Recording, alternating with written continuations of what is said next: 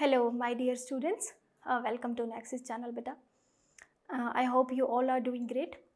So today in this video हम आपका एक 10th क्लास का चैप्टर डिस्कस करेंगे और स्पेसिफिकली उसके क्वेश्चंस डिस्कस करेंगे. ठीक है, that is heredity and evolution. This is quite important and quite interesting chapter related to your class. तो इसके मैंने लेक्चर्स भी अपलोड किए हुए हैं. अगर आपने नहीं देखे तो आप देख सकते हैं. And of course do try to make notes out of this video. मैं हमेशा कहती हूँ कि अगर हम लिखते हैं आंसर्स को तो हमारी परसेप्शन बढ़ती है, हमें उसे समझने की पावर बढ़ती है. So do write the answers also. Okay, so without any delay let us start with the question. So थोड़ा सा मैं बता देती हूँ. हेरिडिटी एंड एवोल्यूशन में हमने जो इसमें चैप्टर को रिवाइज़ किया था उसमें क्या क्या था. पहले तो हमने इसमें सिंपली पढ़ा था व्हाट इज़ हेरिडिटी. ठीक है, इनहेरिटेंस क्या होती है, कैरेक्टर्स क्या होते हैं. फिर हमने इसमें मेंडल के वर्क को डिस्कस किया था. ठीक है, फिर जैसे उन्होंने पी प्लांट लिया था, क्यों लिया था, वो सक्सेसफुल क्यों हुए थे, सब कुछ. उसके बाद जो उन्होंने लॉज दिए थे वो भी हमने डिस्कस करे. उसके बाद तो इसमें हमने वेरिएशंस के बारे में डिस्कस करा, एवोल्यूशन के बारे में डिस्कस करा, वाइल्ड कैबेज के, ह्यूमंस के. So all these are major content of this chapter and related to that I have taken out some of the questions, specifically subjective questions. So let us go through that one by one. So सबसे पहले है, where is the DNA found in the cell? Where is the DNA? DNA कहाँ पाया जाता है cell के अंदर? See बेटे, this DNA, first of all let me write this DNA. It stands for deoxyribonucleic acid. ठीक है, और ये जो DNA होता है it carries all the genetic information. ये जेनेटिक इंफॉर्मेशन कैरी करता है. Otherwise I would say it is a genetic material. It is a genetic material. Okay, now ये मिलता कहाँ है? सी बेटे, if this is a cell, okay, ये एक सेल है. सेल का ये आ गया न्यूक्लियस. ठीक है, ये डॉट डॉट साइटोप्लाज्म होगा इसमें. ऑफ कोर्स कुछ एक और ऑर्गेनेलिस भी होंगी, अब वो मैं ज़्यादा डिटेल में नहीं लिख रही हूँ. ठीक है, दिस इज साइटोप्लाज्म और यहाँ पर ये येलो कलर से मैंने बनाया न्यूक्लियस. अब न्यूक्लियस के अंदर बेटे यहाँ पर कह सकते हो कि क्रोमैटिन थ्रेड होता है, ऐसे लॉन्ग थ्रेड, ये वाला, ये ऐसे, और ये होता है न्यूक्लियोलस. ठीक है, ये सेल है, ये सेल की स्ट्रक्चर है when the cell is at rest. Rest means it is not dividing. Cell अभी डिवाइड नहीं कर रहा, वो एक रेस्ट पोजीशन पे है. ठीक है, now when the cell has to divide, जब इसको सेल को, ये ना मैं थोड़ा सा आपको ना नोट्स की फॉर्म में भी समझा रही हूँ ताकि आपको डीएनए का भी पता चल जाए, क्रोमोसोम का भी पता चल जाए. सो व्हेन, या ड्यूरिंग सेल डिवीजन, ऐसे लिख देती हूँ, during cell division, when the cell actually has to divide, now what will happen? See, of course this is a cell, इसके अंदर ये न्यूक्लियस है. ठीक है, अब न्यूक्लियस के अंदर ये जो मैंने ये लॉन्ग थ्रेड लाइक स्ट्रक्चर बनाया था, ये न्यूक्लियोलस बनाया था.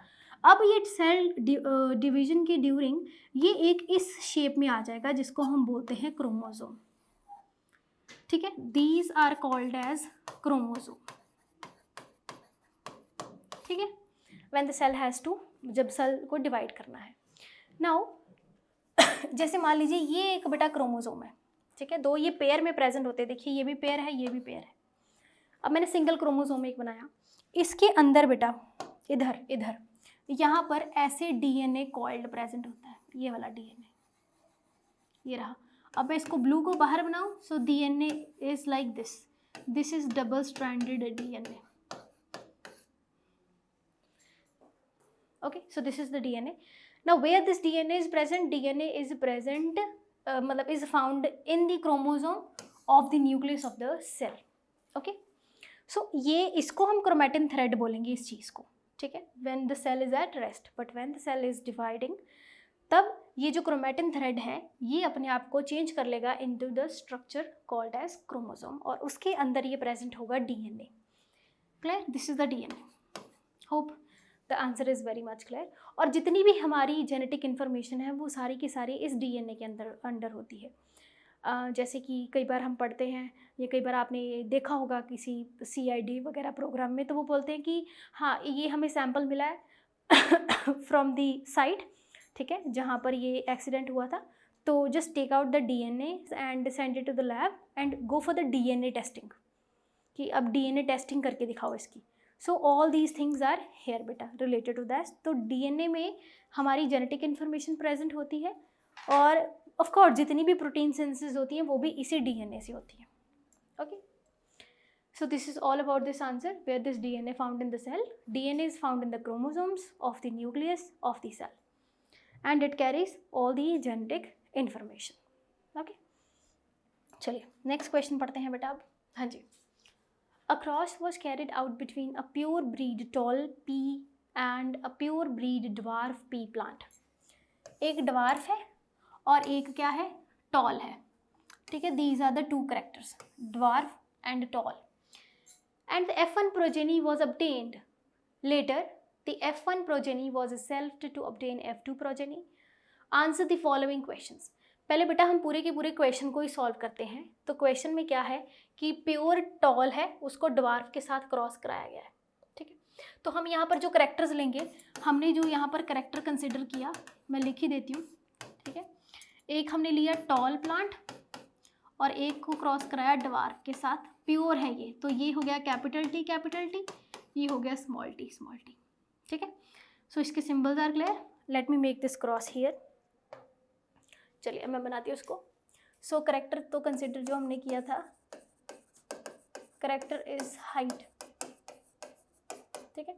सो एक है टॉल और एक है dwarf. So this is capital T, small t, this is P1 parent 1। अब इसके गिमीट्स बना लेते हैं बेटा, दिस इज कैपिटल T और इसके गिमीट्स आ गए स्मॉल t। अब यहाँ से F1 बनाएंगे, सर इसको क्रॉस करा देंगे capital T, small t, fork line method से करा रही हूँ मैं इसको, capital T, small t, capital T, small t, capital T, small t, ठीक है। So this is the F1 generation. अब लॉजिकली जितने भी F1 में बने हैं ऑल आर टॉल। फिनोटिपिक तो वो टॉल है, बट एक्चुअली में कौन से हेट्रोजाइगस पेयर हैं, तो मीन्स दे आर हाइब्रिड, ठीक है। ऑल आर टॉल, सारे के सारे बच्चे फिनोटिपिकली क्या बने हैं, टॉल बने हैं। नाउ अब उसने सेकंड पार्ट में कहा था क्वेश्चन के कि अब उनको सेल्फ भी करा दिया गया, सेल्फिंग भी कराई गई इनकी। अब आपको पता है सेल्फिंग का मतलब है F1 को F1 के साथ क्रॉस कराना, this is what is called as selfing. Okay, so let me go here with the answer now. So it's now P2 में ये लिया टॉल, इसको क्रॉस कराया इस हाइब्रिड टॉल के साथ, तो ये भी टॉल है, ये भी टॉल है। अब इसके gametes capital T, small t, capital T, small t। अब यहाँ से F2 आएगी। अब F2 में पुनेट स्क्वायर बनाने की बजाय मैं सीधा इसको फॉर्क लाइन मेथड से ही सॉल्व कर दूँगी, ठीक है। सो पहला बचा ये capital T, second is capital T, small t, again capital T, small t, and third small t। Now you can see this is the tall, of course this is also tall, और ये क्या है, dwarf. Okay, so let us take out the ratio now. Phenotypic ratio यहाँ से क्या आई, toll ratio dwarf. अब आप देखिए कितने टॉल हैं, 1 2 और ये 3, 1 2 3, तीनों ही टॉल हैं 3, और ऑफ कोर्स ड्वार्फ कितने आए, 1। Next is genotypic ratio, it is T ratio capital T, small t, ratio small t। Pure homozygous tall कितने हैं, 1, हाइब्रिड टॉल कितने हैं, 2, और प्योर होमोजाइगस ड्वार्फ कितने हैं, 1। सो ये आ गई हमारे पास फिनोटिपिक और ये आ गई हमारे पास जीनोटिपिक रेशियो, ठीक है। This is what I got the ratios. Now let us try to solve this answer. हाँ जी, अब हम इस आंसर को सॉल्व करते हैं बेटे। What is the phenotype of F1 progeny. जो F1 प्रोजेनी है उसमें फिनोटाइप क्या आया है। अब यहाँ पर देखिए, वापस से आइए, ये F1 था, यहाँ पर आपको सारा का सारा जो प्रोजेनी दिखा, सारे के सारे क्या दिखे, टॉल। अब ये टॉल क्या हुए, बिकॉज हमें पता है कि जो F1 है, जो F1 बच्चे आएंगे उसमें सारा का सारा एक्सप्रेशन शो होगा जो टॉल पेरेंट, जो डोमिनेंट है, ठीक है। तो इसमें डोमिनेंट क्या था बेटा, ये हाइट तो थी डोमिनेंट, मतलब ये टॉल करेक्टर ही तो था dominant. So this is because of this जितने भी F1 हैं ये रहे F1। What is the phenotype of F1? All are tall. पहला आंसर आ गया, ठीक है। Why they are tall? Because of the law of dominance and the law of segregation. Now second is give the phenotypic ratio of F2 progeny. F2 progeny की phenotypic ratio क्या आई है? See this is the toll ratio dwarf, that is 3:1। ये रही phenotypic ratio of F2, ठीक है, 3:1। वापस आ जाते हैं। Last is why is the F1 progeny different from, why is the F2 progeny different from F1 progeny? Answer लिखते हो बेटे। सबसे पहले ए आ गया, फिनोटाइप क्या आए, सारे के सारे टॉल आए। पहला answer is clear. Second is what is the phenotypic ratio of F2? Sorry, F2 की फिनोटिपिक रेशियो आई है हमारे पास tall ratio dwarf, that is 3:1। C answer है। Why is the F2 progeny different from F1 progeny? See बेटा, जो F1 आई थी उसमें सारे के सारे क्या थे, all are tall, but in F2 progeny 3 tall है एंड 1 ड्वार्फ है। ये डिफरेंस क्यों है? बिकॉज बेटे this is according to the law of segregation, कि जब बच्चे पहले जो पहला गेमीट्स बनते हैं वो लॉ ऑफ सेग्रीगेशन को फॉलो करते हैं, तो दैट इज़ वाई जो चीज़ पहले F1 में अपीयर नहीं हो रही थी वो दोबारा से ऑटोमेटिकली F2 में रीअपीयर हो जाती है। जैसे यहाँ पर देखिए F1 में ये जो F1 था उसमें ये ड्वार्फ कहीं पर अपीयर ही नहीं हुआ, बट F2 में ऑटोमेटिकली यहाँ पर ड्वार्फ जो है वो रीअपीयर हो गया, ठीक है। This is all due to the gametogenesis. See, so I hope this answer is very much clear to all of you. I hope this is clear. आगे चलते हैं बेटा, नेक्स्ट क्वेश्चन सॉल्व करते हैं। हाँ जी, ये भी इम्पॉर्टेंट है। Let us see this. Same वैसा रहेगा, बस इसमें करेक्टर जो है चेंज हुआ है। First is in mice black coat colour allele उसका है B is dominant to brown coat colour. Of course अगर डोमिनेंट है तो स्मॉल बी होगा, सॉरी अगर रिसेसिव है तो स्मॉल बी होगा। The offspring of the cross between a black mouse BB and a brown mouse BB were allowed to interbreed. Okay, so पहले हम इतना क्रॉस सॉल्व करते हैं। चलिए, let us solve this. Rest we will take out later. Parent लेते हैं P1, तो ये BB is crossed with B and B. So ये था ब्लैक कलर और ये था ब्राउन, ठीक है। दोबारा से अगर आपको डाउट है दोबारा से देख लेते हैं। See this black coat colour is B and this brown is due to small B. Okay, हाँ जी। सो अब यहाँ पर हम इसके गेमीट्स लिख लेते हैं। इट्स बी एंड बी और इसके गेमीट आ गए स्मॉल बी स्मॉल बी। तो F1 जो आ गया B B, it is like this B B B B, ठीक है। तो ऑल आर ब्लैक, और कौन से ब्लैक है? ऑफ कोर्स बेटा हाइब्रिड ब्लैक है, ठीक है। अब हमने इसकी करानी है self breeding, selfing. Means F1 को F1 के साथ क्रॉस कराया तो P2 क्या आ गया, B B is crossed with capital B small B. अब इसके गिमीट्स लिख लेते हैं, ठीक है। अब इसकी F2 आ जाएगी यहाँ से, पहला आ जाएगा B B, second is B small B capital B small B and the fourth one is small B. तो ये आ गए तीनों ब्लैक और ये आ गया एक ब्राउन, ठीक है।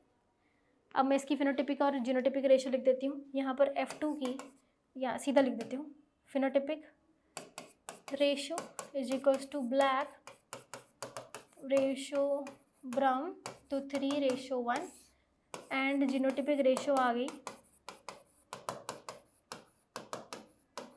So this is 1:2:1।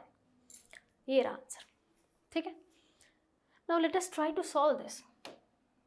First is work out cross up to F2 generation for such interactions. We have done this, F2 तक कर लिया. Second is what percentage of the progeny in F2 would have a black coats. F2 के अंदर कितने generation में कितने बच्चों का परसेंटेज क्या होगा. जैसे A तो वी हैव डन दिस है ना. नाउ B जो है परसेंटेज ऑफ F2 में ब्लैक कोट कितने हैं. सो हमने जो फिनोटिपिक रेशो निकाली थी, और ये फिनोटिपिक रेशो जो थी हमारे पास वो थी 3:1. इसमें से 3 जो थे वो क्या थे बेटा, ब्लैक थे, और ये एक क्या था, ब्राउन. सो 3 है, टोटल 100 बच्चे हैं. ठीक है, तो 100 में से 3 तो कितने परसेंटेज आ गया, 75%. Okay. Now if heterogeneous black mouse is crossed with the parent, then what would be the ratio of F2 progenies? This is important. I'll do this here itself. ठीक है, heterozygous black. See, this is heterozygous black is crossed with the parent. उसी को black के pure parent के साथ cross करा दिया, this B and B. ये भी ब्लैक है. तो then what would be the ratio of their progeny. अब इनके बच्चे कैसे होंगे, गेमीट्स निकाल लेते हैं. Capital B, small b, capital B, capital B. So first is BB, second is again BB. This is again B and small b, this is again capital B and small b. अब मुझे बताइए जितने भी इनके 4 बच्चे हैं सभी का कलर क्या होगा. ऑफ कोर्स बेटा ब्लैक कलर ही होगा. ठीक है, सारे के सारे क्या होंगे, black mouse. Okay, so this is also done. I hope this answer is clear to everybody. चलिए, ये तो था माइस के बारे में. तो हमने 2 क्रॉस किए हैं, एक मैंडल के बारे में किया जो पी प्लांट का था, एक हमने ये माउस का किया. नेक्स्ट क्वेश्चन को चलते हैं बेटा. हाँ जी, बहुत इंपॉर्टेंट क्वेश्चन है ये, वेरी वेरी इंपॉर्टेंट क्वेश्चन. ठीक है, in human beings the statistical probability of getting either a male or a female is 50:50. कि जो मेल्स हैं, ह्यूमन बींग्स हैं, उनमें जो बच्चा बनता है या तो वो लड़का बनेगा या लड़की बनेगा, इसके चांसेस 50-50% होते हैं. क्यों होते हैं, जस्टिफाई. सी इसको लिखना शुरू करते हैं आंसर को. Will try to write it. in human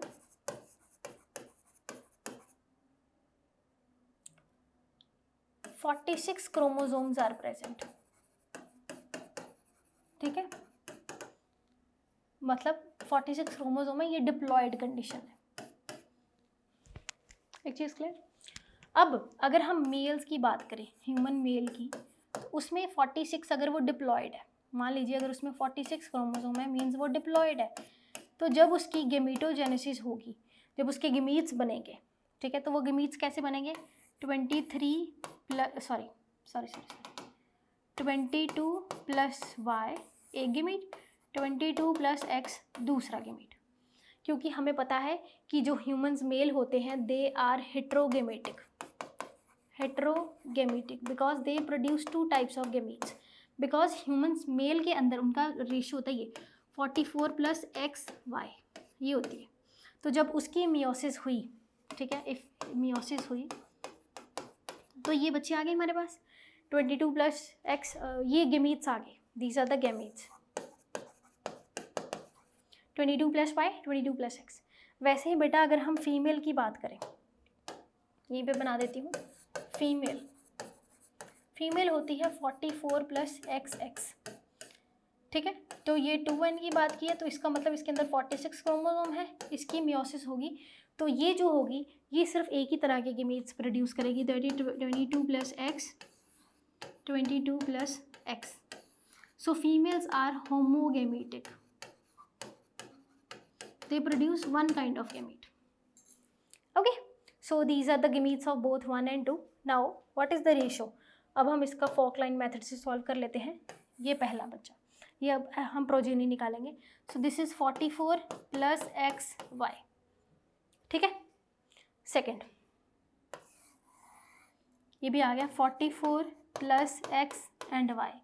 this is 44 plus X and this is 44 plus XX. Now these both are the girls and these both are the boys. Ratio. तो अगर हम इसमें रेशो निकालें, if I take out the ratios, तो boy ratio girl, so this is 2:2, so this is 1:1.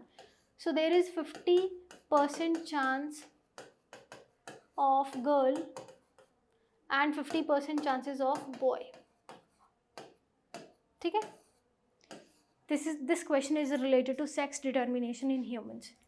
Okay, sex determination in humans.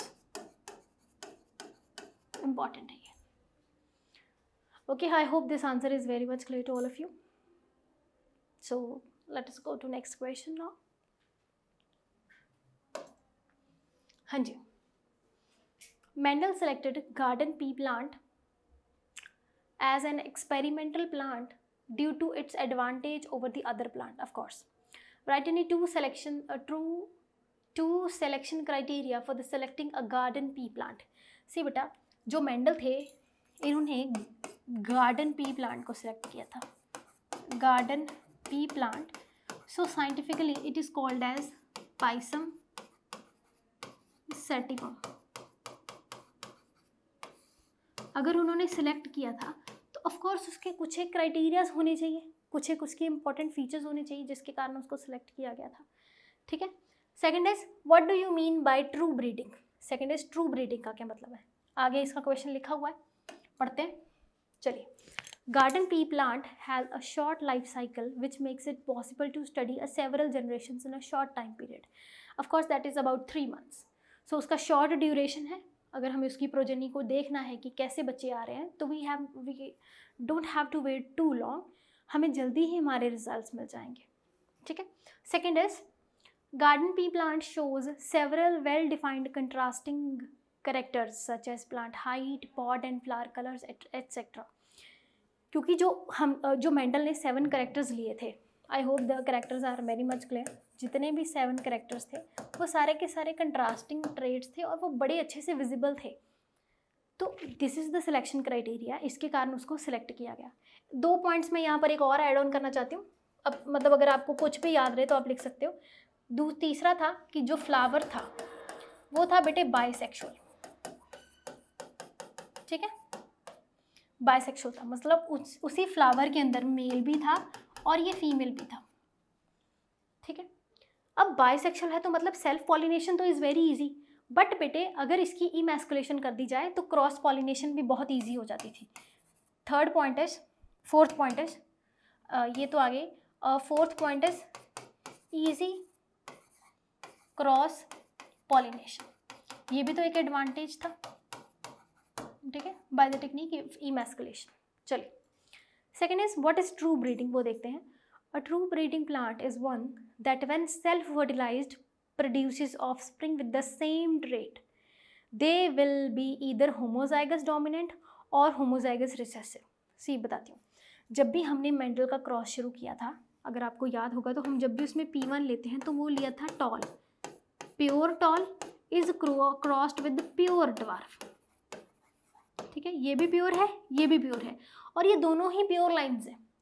But अगर मैं इसमें ये क्रॉस कर लेती तो ये प्योर लाइन नहीं है. This is not pure line. Pure line mean अगर चाहे वो डोमिनेंट है तो भी वो होमोजाइगस हो, चाहे वो रिसेसिव है तो भी वो होमोजाइगस कंडीशन में ही प्रेजेंट हो. That is what is called as pure line. और ये प्योर लाइन मिलता कब है, जब हम उसको सेल्फ कंट्रोल्ड कंडीशंस में सेल्फ फर्टिलाइज्ड किए जाते हैं प्लांट को, तो हमारे पास जो होता है प्योर लाइन आ जाता है. और ये प्योर जो लाइन ब्रीडिंग थी ये मेंडल ने की थी अपने एक्सपेरिमेंट के ड्यूरिंग. पहले उन्होंने प्योर लाइंस ऑब्टेन किए, फिर उनके क्रॉस कराए. ठीक है. I hope my answer is very much clear to everybody. Next question को चलते हैं बेटा. What are the chromosomes? Explain how in sexually reproducing organisms the number of chromosomes in the progeny is maintained. Now what are the chromosomes? That I had already explained you, but do it little more. ये आ गया cell. Cell के अंदर है ये nucleus. This is cell and this is nucleus, ठीक है। ये वैसे जो ड्यूरिंग रेस्ट, ये रेस्ट पोजीशन पे है, दोबारा से बता देती हूँ। तो क्या है, ये जो सेल है, ये इसमें जो क्रोमोसोम है ये रॉड शेप में पड़ा हुआ है ऐसे, और ये न्यूक्लियोलस है। But when during cell division, now what will happen during cell division? This is the cell, this is the nucleus, और ये सेल है। तब ये जो ये न्यूक्लियस था, ये क्रोमेटिन थ्रेड था, जो ये रॉड शेप लाइक स्ट्रक्चर में प्रेजेंट था, अब ये बन जाएगा इस क्रोमोसोम स्ट्रक्चर्स में, दीज क्रोमोसोम स्ट्रक्चर्स, ठीक है। So this is what the chromosome, clear. Chromosomes मैंने ये बनाया पेयर में, ठीक है। जैसे ये एक पेयर है, second pair, third, fourth pair, ऐसे करते करते ह्यूमंस में 23 पेयर्स ऑफ क्रोमोसोम्स होते हैं, ठीक है। 23 pairs of chromosomes in human, 23 pairs हैं तो 46 नंबर हुआ क्रोमोसोम का, क्लियर। अब क्या आता है, how in sexually reproducing organisms the number of chromosome in the progeny is maintained। अब क्रोमोसोम पता चल गया आपको क्या है। अभी सॉरी, ये तो बता दूं क्रोमोसोम क्या है। Now C, this is the chromosome, इसके अंदर ये डीएनए है, डीएनए पड़ा हुआ है, ठीक है, called DNA present inside this. अब how the sexually reproducing organisms the number of chromosomes in the progeny is maintained। suppose I said that if, मान लीजिए अगर मैं humans की बात कर रही हूँ, तो अगर मैं human male की बात कर रही हूँ, तो ये 46 क्रोमोसोम है, इसकी ये डिप्लॉयड कंडीशन है, means 23 pairs of chromosome present है। फिर बेटा इसमें क्या होगी, इसकी मियोसिस। मियोसिस, सी बेटा, there are 2 types of cell divisions, एक होती है माइटोसिस, एक होती है मियोसिस। माइटोसिस जो होती है वो इक्वेशनल डिवीजन होती है। जैसे एक सेल है, suppose this is 1 cell 2n, ये माइटोसिस के बाद 2 सेल्स में डिवाइड हो गया, दोनों ही हो गए 2n 2n, ये होगी माइटोसिस। तो ये इसको बोलते हैं इक्वेशनल डिवीजन। जितने chromosome, number of chromosomes parent में थे, उतने ही नंबर ऑफ क्रोमोसोम्स डॉटर में आ गए, तो कुछ भी चेंज नहीं हुआ, सब कुछ इक्वल रहा, तो equational division. But in meiosis what happened, if this is one diploid cell, it will converted into 1 2 3 4 haploid cells, 4 haploid cells, this is meiosis। अब देखिए यहाँ पर डिप्लॉयड कंडीशन थी, यहाँ पर अभी ये हैप्लॉयड बच्चे पैदा हो गए, 4 सेल्स पैदा हो गए, एक ही सेल्स ने डिवाइड किया और 4 सेल्स पैदा कर दिए, वो भी कौन से, जिसमें हाफ नंबर ऑफ क्रोमोसोम्स है। अब इसमें भी 23 नंबर ऑफ क्रोमोसोम प्रेजेंट होगा, इसमें भी 23। So this is called as meiosis and this is the reductional division and here the chromosome number is reduced from the parent diploid था, बच्चे के आगे haploid, okay. So this happens in our germ cells, that is for the formation of sperm and the formation of ovum, this process takes place। So let us see the answer now। हाँ जी, chromosomes are also called as heredity vehicle as these bear units of heredity called genes। अब इनके ऊपर बेटा genes present होते हैं। These are the rod shape during cell division, these are rod shape but during cell division located inside the nucleus and are chemically formed of DNA and proteins। कौन सी proteins होती हैं, histone proteins होती हैं, but you just remember this, okay. Now how this number maintained in sexually reproducing organisms, the number of chromosomes is kept constant as the process involved gametogenesis followed by fertilization। The gametogenesis, haploid gametes are formed from diploid gametogonia by the process of meiosis, and meiosis is reductional division, while in fertilization the haploid male and female gametes fuse to restore the diploidy and form a zygote। होती कैसे situation, अब मैं आपको situation समझा देती हूँ। मान लीजिए if this is a male and this is the female, इसमें भी 46 क्रोमोसोम है, इसमें भी 46 क्रोमोसोम है, इन दोनों की हुई बेटा मियोसिस। अब यहाँ से इनका बन गया, ये मेल था तो इसका बन गया स्पर्म और ये बन गया 23 नंबर ऑफ क्रोमोसोम्स वाला, और यहाँ पर बन गया ovum, again 23 number of chromosome वाला। अब यहाँ पर फ्यूजन होगा, मीन्स फर्टिलाइजेशन होगी। जब फर्टिलाइजेशन हुई तो ये स्पर्म और एग ने फ्यूज करके बना दिया जाइगोट। अब स्पर्म के 23 क्रोमोसोम थे, ओवम के भी 23 क्रोमोसोम थे, तो टोटल कितने बन गए? 46 number of chromosomes. Okay, so this is maintained. ये मियोसिस में क्या होगा? रिडक्शनल डिवीजन है, उनका नंबर क्या हो गया? Half. But again after the fertilization of sperm and ovum, जब जाइगोट बनना है तब दोबारा 23 + 23 कितने क्रोमोसोम्स बन जाने हैं? 46। तो means this zygote is diploid, male and female are diploid, but the sperm and the ovum जो है वो दोनों हैप्लॉयड होते हैं। ठीक है, so this is all due to the gametogenesis जो प्रोसेस होता है। और कौन सी सेल डिवीजन होती है बेटा? Meiosis, and meiosis is reductional cell division. So this answer is very much clear. आगे चलते हैं। देखिए, a blue colour flower plant denoted capital B is crossed with the white flower plant denoted by WB. State first answer is first option है, state the color of the flower we would expect in F1 progeny. अब मैं यहाँ से detail में नहीं बनाऊंगी, थोड़ा सा मैं लिख देती हूँ। If the plant is blue colour है, ब्लू है, इट्स कैपिटल B, इसको क्रॉस कराया वाइट फ्लावर के साथ, दैट इज स्मॉल b, दोनों प्योर लाइंस हैं। P1 इसके गिमीट्स आगे इसका B और इसका स्मॉल w। मैंने थोड़ा सा W पे कर्व बना देती हूँ। अब ये जो F1 बनी, F1 में बने बच्चे BW, and this BW is of course blue because B is dominant. अब बाद में इसकी करा दी selfing.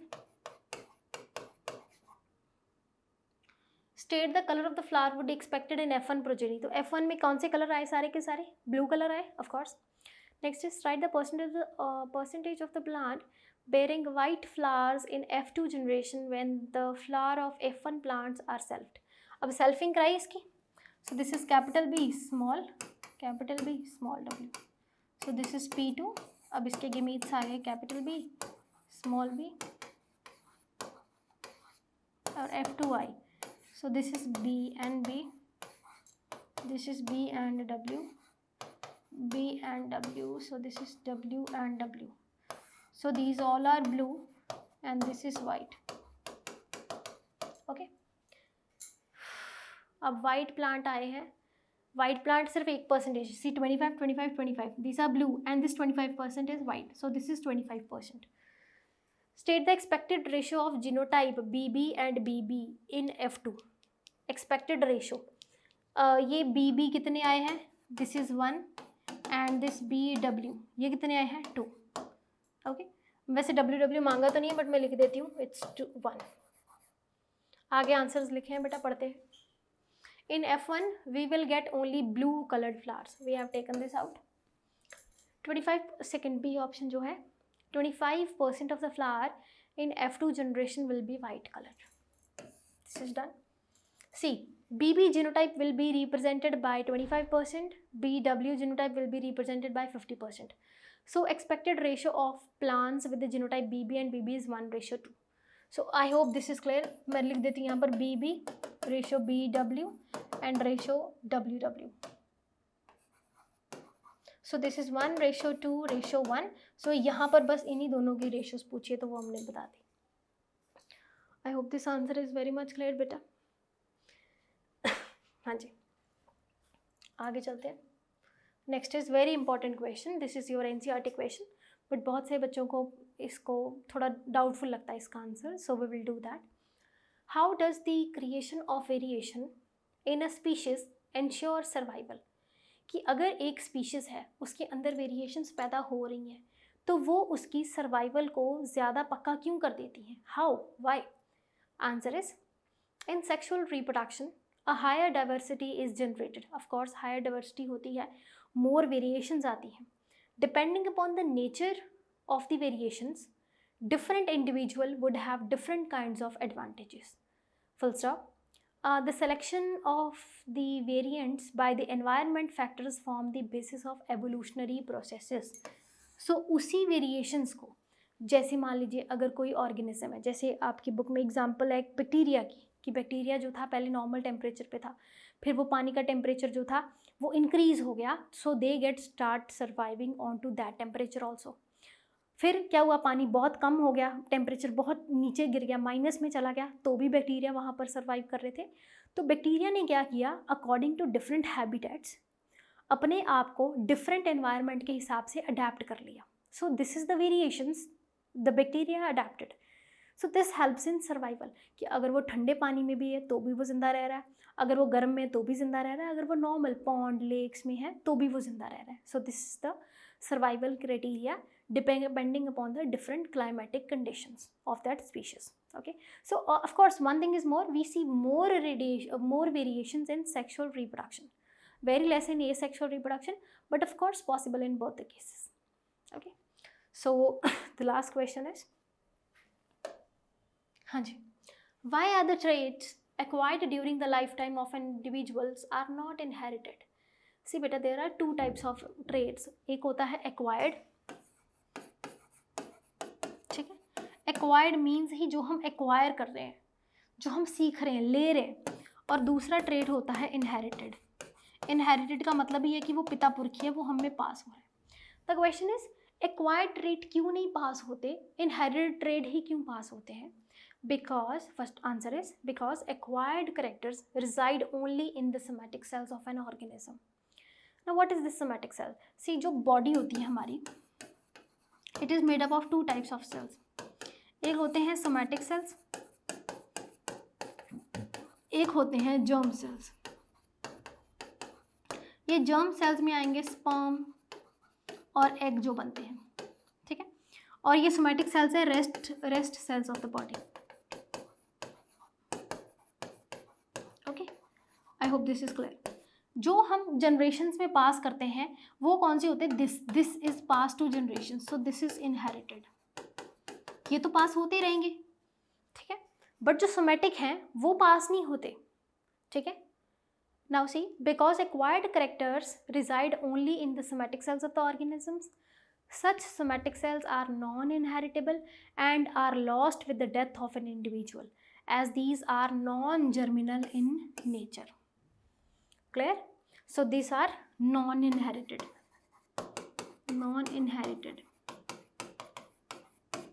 So they don't pass from one generation to another, whereas the inherited trait do pass from one generation to another generation. Okay beta, so I hope all these things are very much clear to all of you. So I'll see you in the next class. Thank you so much beta, God bless you.